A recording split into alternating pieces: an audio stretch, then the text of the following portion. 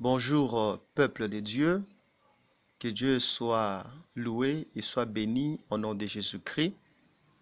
Nous sommes revenus encore aujourd'hui, ce dimanche, avec un nouveau thème qui s'intitule le veau d'or, avec comme les livres de base, Exode chapitre 31 du 1er au 8e verset. Dans le thème veau d'or, le veau d'or c'est un dieu que les enfants d'Israël avaient adoré au pied de la montagne de Sinaï, lorsque Moïse était parti prendre les 10 commandements. Quand Moïse est parti, Moïse avait fait 40 jours et 40 nuits. Et c'est pourquoi nous voulons parler sur ce qui s'est passé et ce qui se passe aussi aujourd'hui dans notre vie actuelle. Que Dieu bénisse sa parole. Alléluia. L'idolâtrie dans le cœur des enfants d'Israël, ça venait depuis l'Égypte, là où Jacob les a laissés, là où Joseph les a laissés. Car après la mort de Joseph, après la mort de tous les enfants de Jacob, les générations qui sont nées de l'Égypte ont pris les habitudes égyptiennes. Quelles sont ces habitudes-là? Parmi tant d'autres, il y avait aussi l'idolâtrie. Il y avait aussi le culte des morts.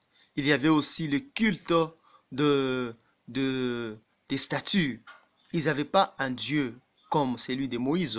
Ils n'avaient pas un Dieu comme celui de Jacob. Ils ont eu un Dieu qu'ils ont trouvé en Égypte. Les générations qui viennent des enfants de Jacob. Alléluia.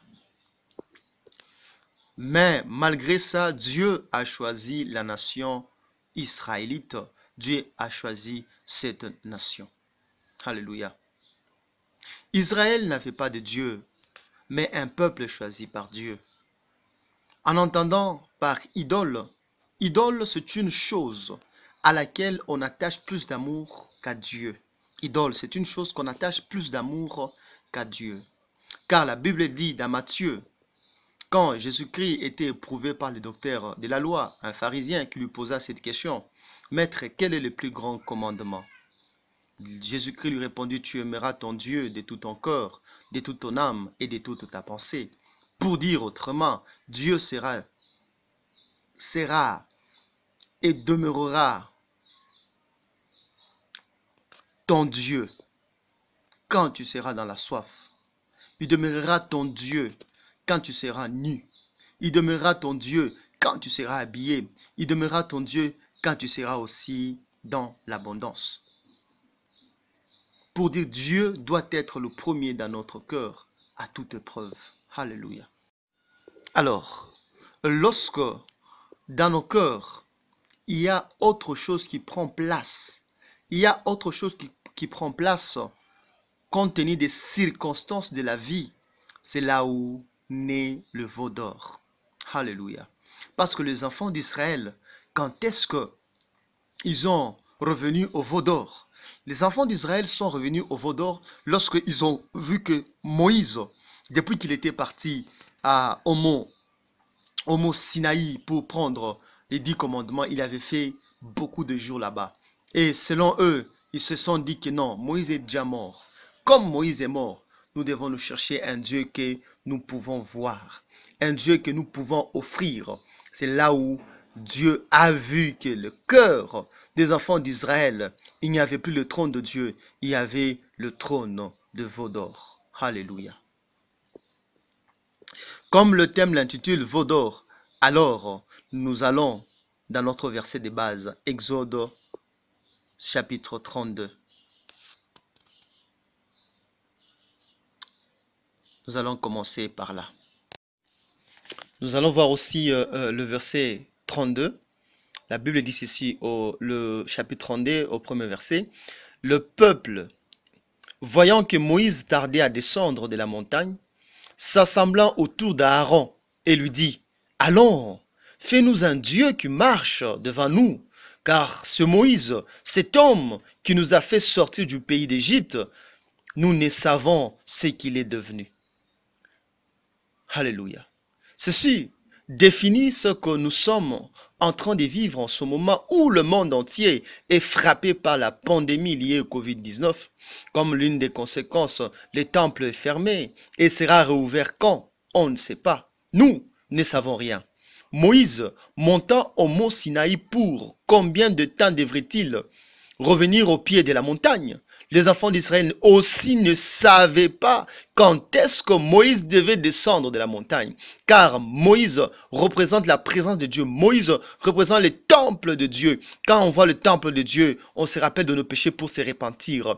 Quand on voit le temple de Dieu, quand on est dans le temple de Dieu, on voit qu'il y a des choses qu'on se reproche pour se repentir devant Dieu. Nous avons peur quand nous sommes dans le temple de Dieu, quand nous savons que Dieu est là.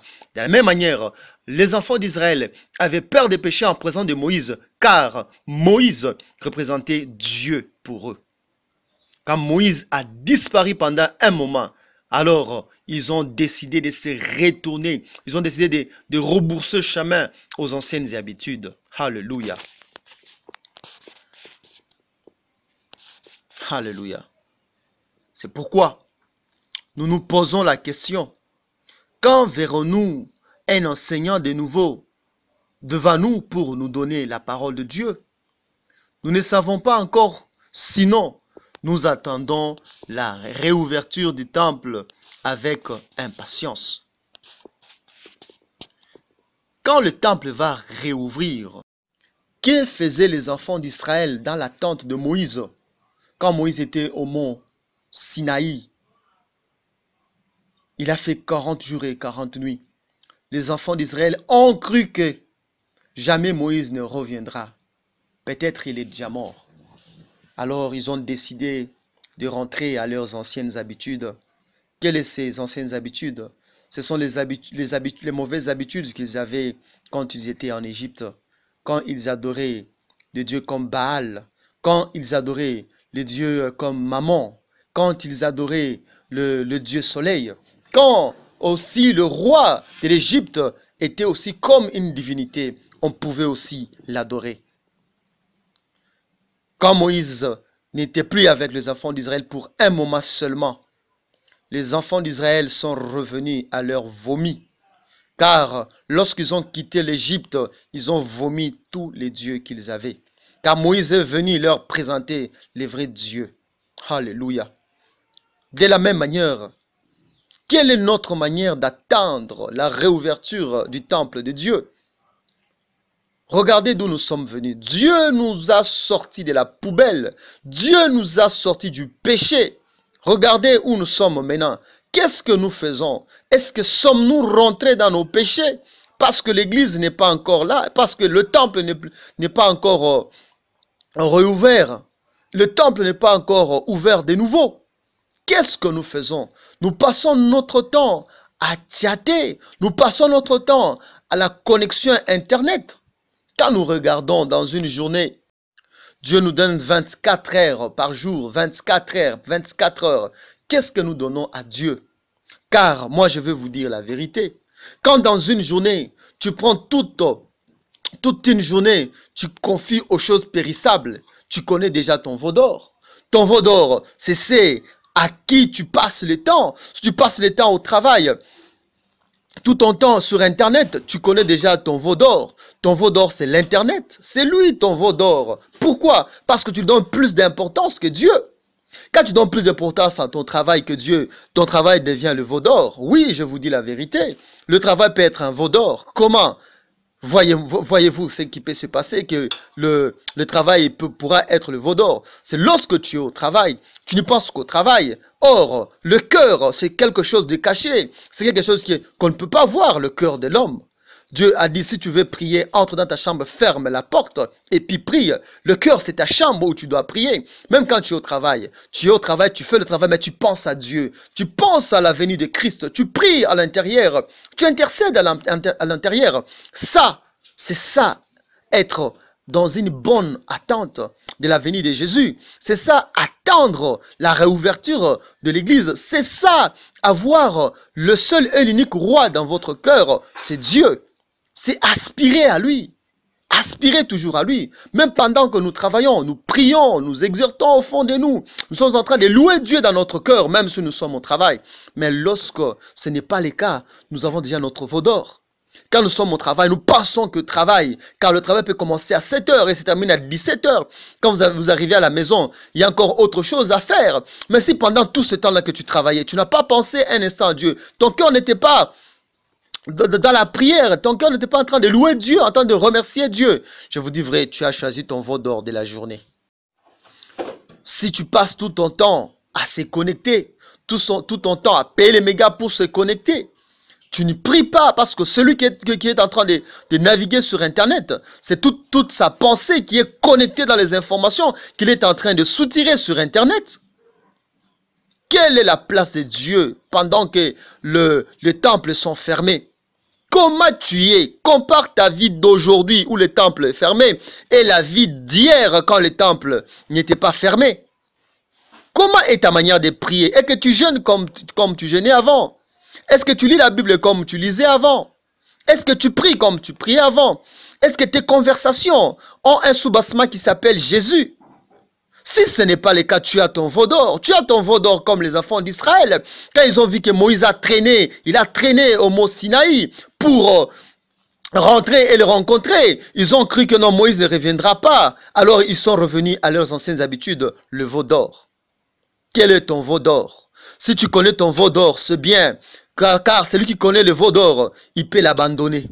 Si tu connais pas ton veau d'or, mais tu continues, tu es aveugle. Tu es aveugle. Et l'aveugle finit par tomber dans un trou béant. La Bible dit, lorsque Moïse est descendu de mont Sinaï, il a entendu d'abord des chants là-bas. Quand il est descendu, il a vu les enfants d'Israël en train d'adorer un veau d'or. Moïse était tellement dans une colère quand il a vu toutes ces choses-là. À la fin, il a dit, c'est lui qui veut rester avec moi et c'est lui qui veut demeurer avec le veau d'or, qu'il se manifeste. Les enfants d'Israël se manifestèrent. D'autres sont restés au veau d'or. D'autres sont allés du côté de Moïse. La Bible dit, les Lévites sont partis du côté de Moïse.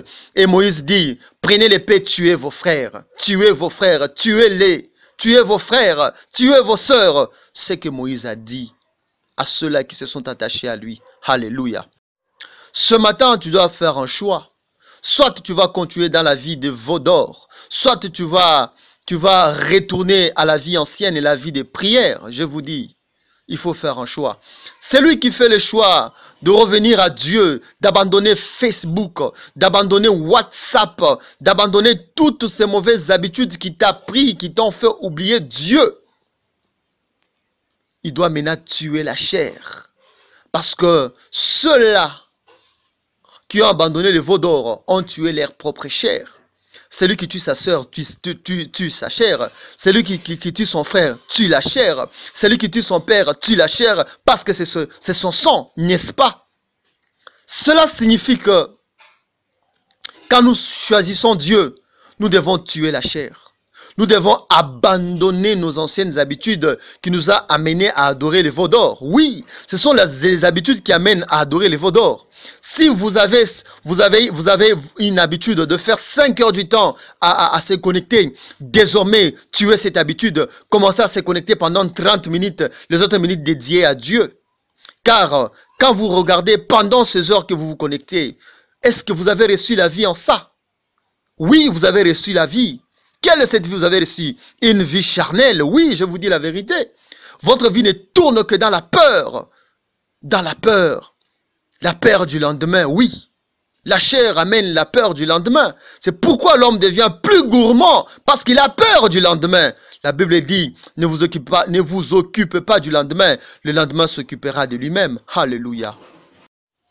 Je vous prie de revenir à Dieu, d'abandonner le veau d'or. Revenez à Dieu. Abandonnez le veau d'or. Si vous avez un travail à temps plein, cela ne signifie pas que vous êtes le premier à avoir le travail à temps plein. Il y a des gens qui travaillent à temps plein, je vous dis la vérité. Travailler à temps plein, cela ne peut pas vous excuser à ne pas prier.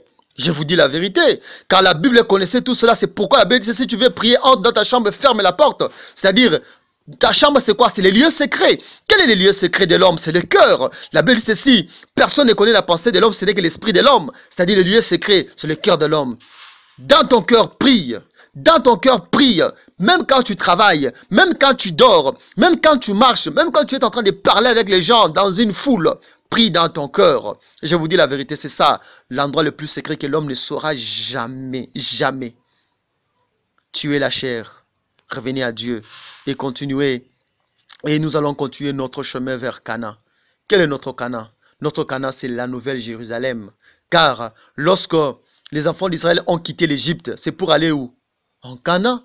Mais pendant leur parcours, quand ils sont tombés dans l'idolâtrie, quand ils sont tombés devant le veau d'or, ils ont abandonné le veau d'or. D'autres sont restés dedans. D'autres ont abandonné. Ceux qui ont abandonné le veau d'or ont continué le chemin pour Canaan avec Moïse.